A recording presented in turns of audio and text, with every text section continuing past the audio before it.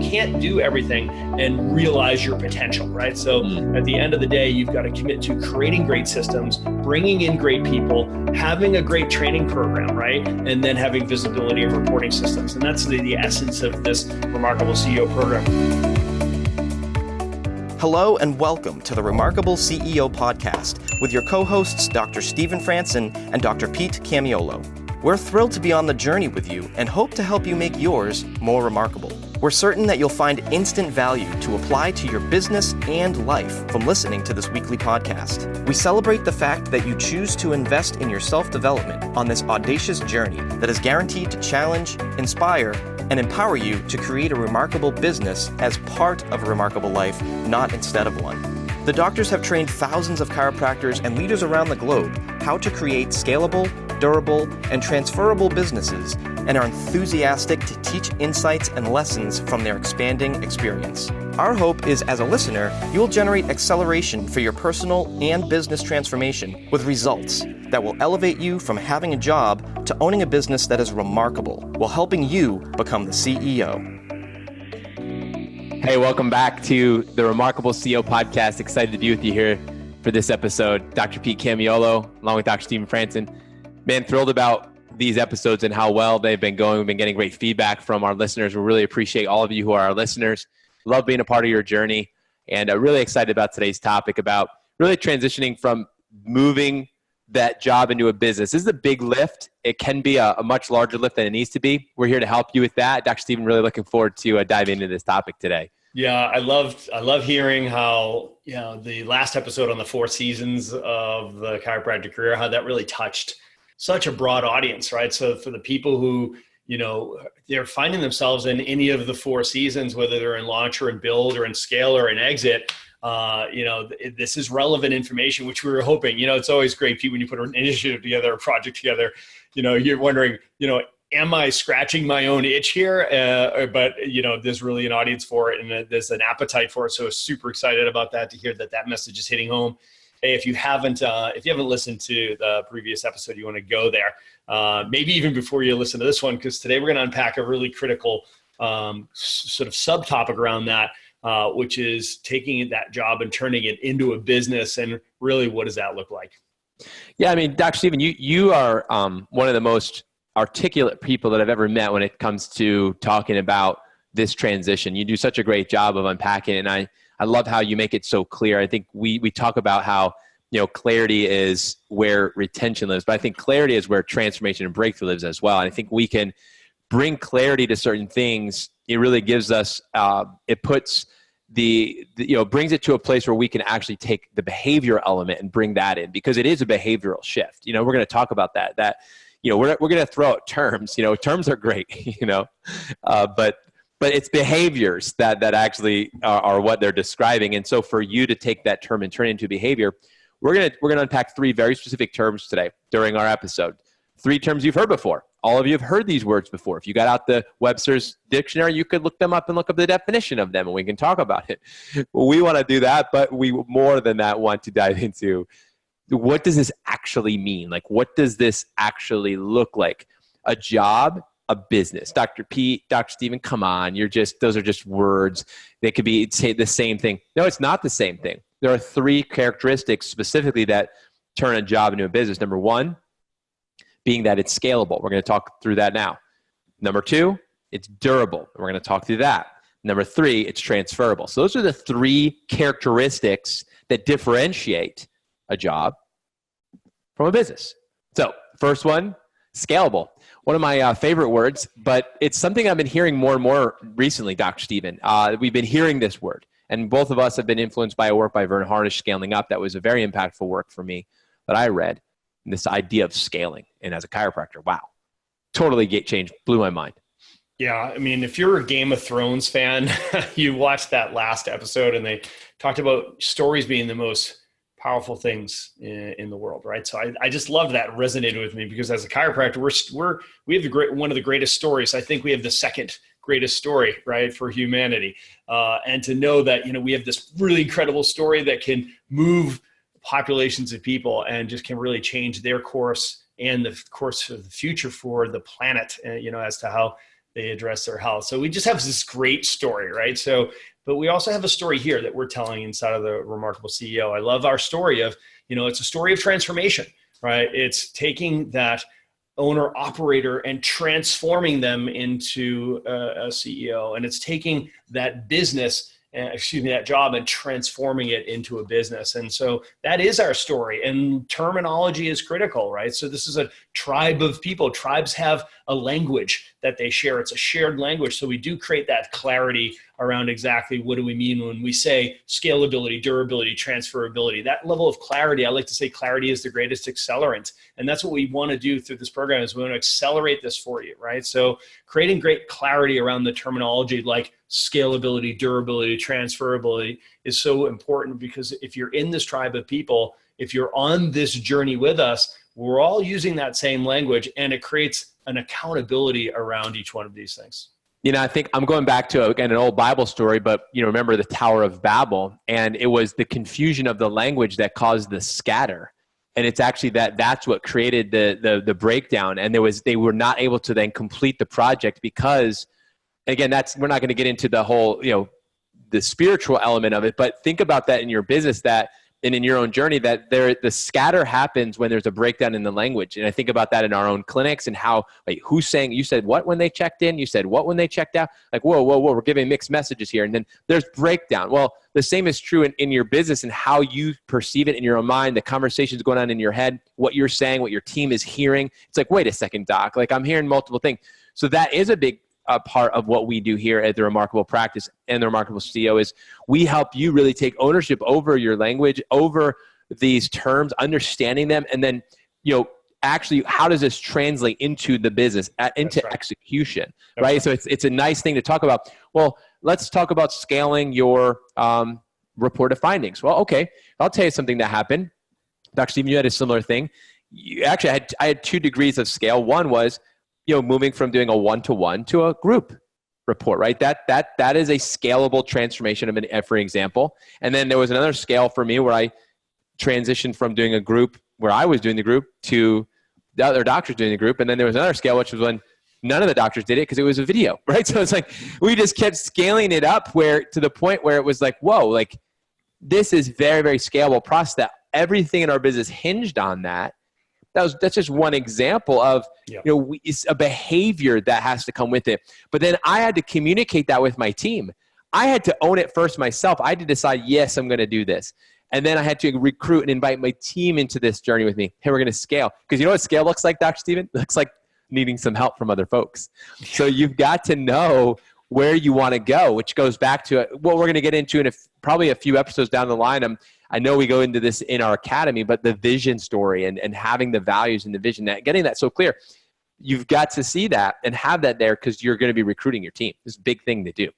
Yeah. So step one to take that job and turn it into a business is you've got to make sure that you establish scalability, right? So scalability means that you have learned how to leverage, like leveraging systems, people, processes, technology, communications, right? So Dr. Pete, your example is just a beautiful one of learning how to leverage all of those things. So we went from leveraging systems for, going from you doing the report to doing group reports, or leveraging technology to be able to get that same thing accomplished, right? So scalability allows you to give more, love more, serve more, add more value, create more value, deliver more value, and capture more value, right? So, and it doesn't have to all be done by you, right? So it doesn't have to be done by an hour of your time and a pound of your flesh, I like to say, right? So this is where we actually learn how to leverage other people.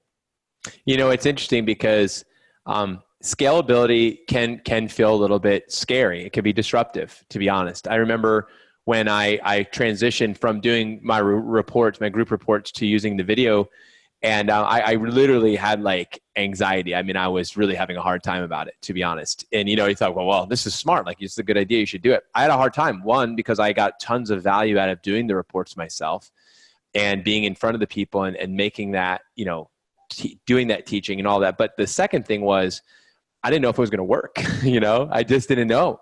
And I was like, these are lives at stake. This is our business at stake. I mean, there's a lot hanging on this element of our business. And so when you go into scaling and you're looking at all the different systems in your business, you're looking at how you run the organization, It is an unearthing process. There's going to be a sensitivity to that, Dr. Stephen. And I'm here to say, listen, we can be real with each other here. And I can be real with you and say, listen, we're going to throw out terms like this, but you know what? There's a lot of work that went into it. I had systems that I never implemented to this day because I never pulled the trigger.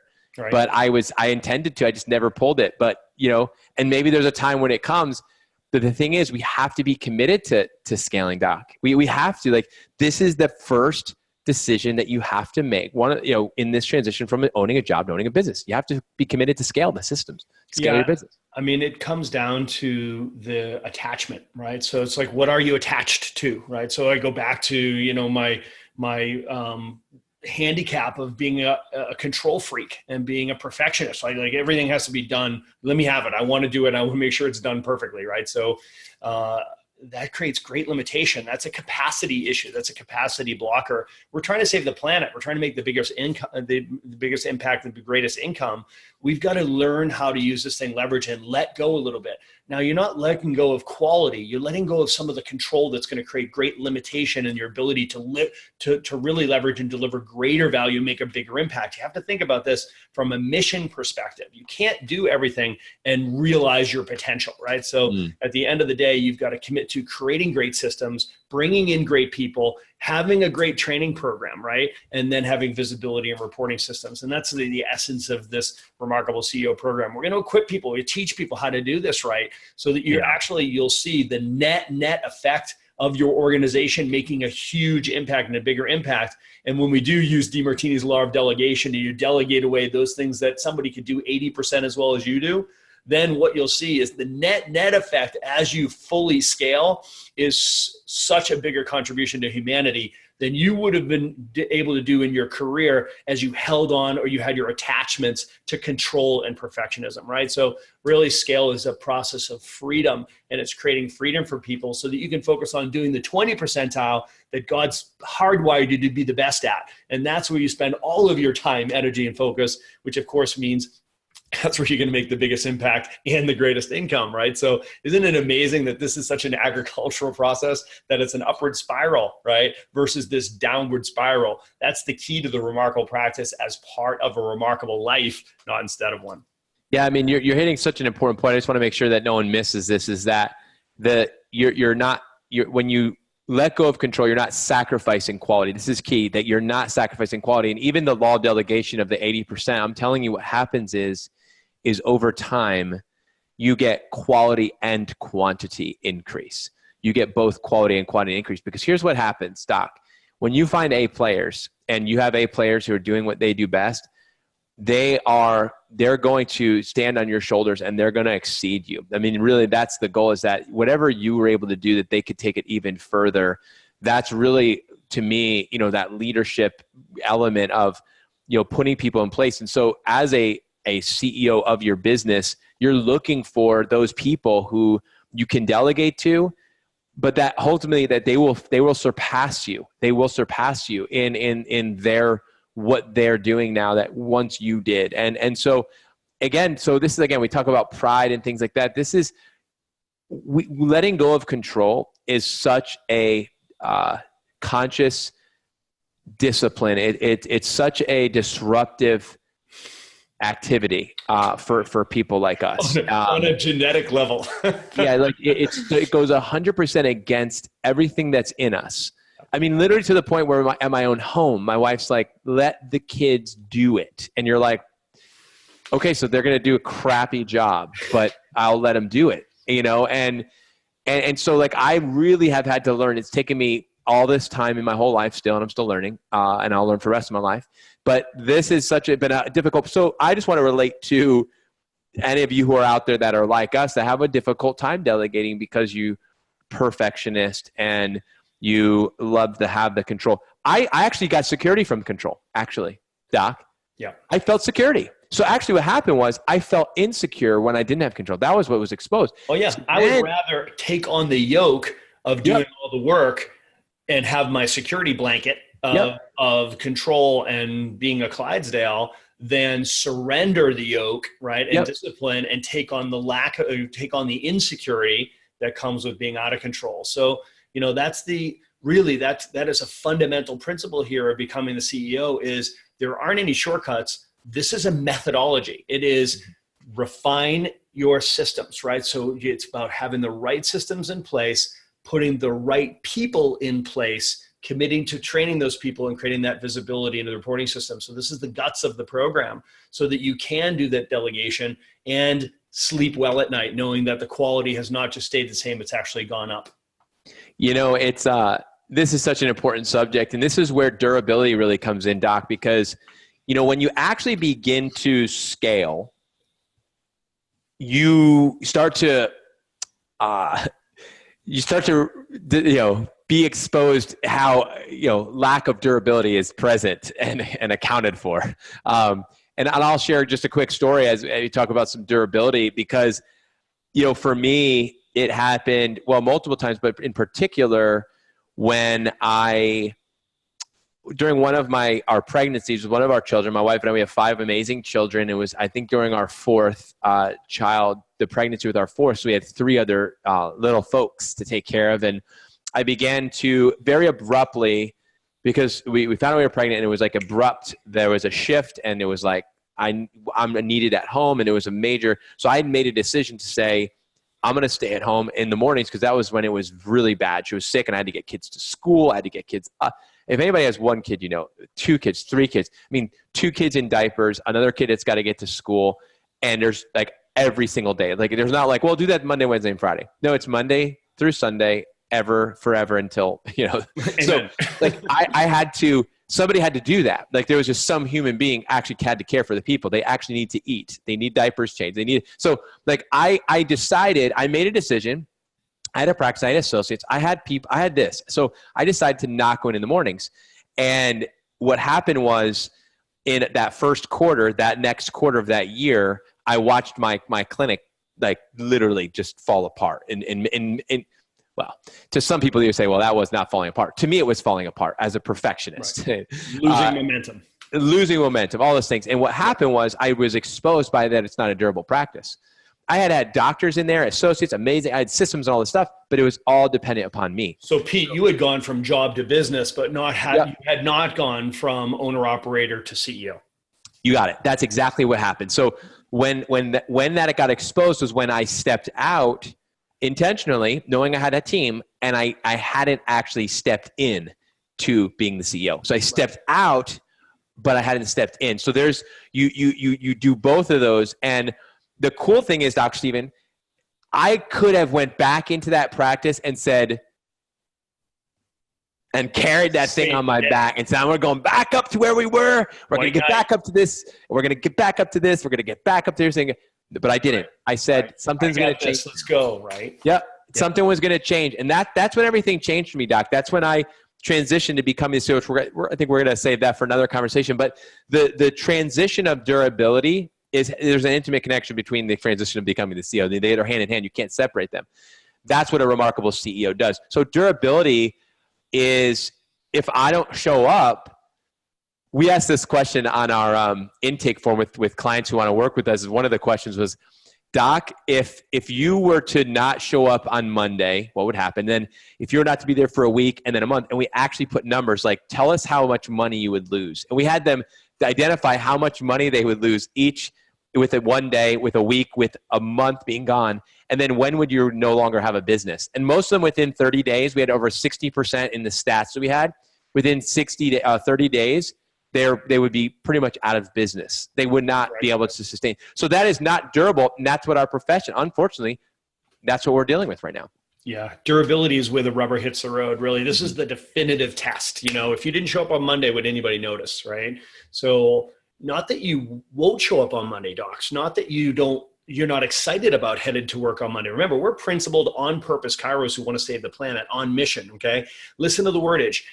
You don't have to show up on Monday, right? You get to show up on Monday. That's the big difference of creating durability, right? So making sure that you know that unless I have durability, I own a job, right? So ultimately, this is the litmus test for you. And this is where we're going to help you get, right? So you're going to get to the place where you don't have to show up on Monday. You get to, right? Or not, right? So Dr. Pete, just on the shoulders of your example with scalability, when you go from going from a report of findings where you're doing it on a one-on-one environment to a group report of findings environment, right? That's great. That's a great example of scaling. Durability is when your associate doctors are doing that group report of findings while you're on vacation, right? Yep. Or you're off at seminar, or you're in the role of CEO running your practice or running a team training or what have you, right? So you're actually leveraging other people where you don't actually have to be there. In other words, you can add value, you can create value, you can deliver value, and you can capture value even in your absence, right? This is a very important thing. So many of our chiros just aren't taking vacations. They're not traveling with their families. And, that's just too big of a price to pay. So, that's the second quality, the differentiator between having a job and having a business. So we've talked about scalability. We've talked about durability. Let's talk about transferability, Pete.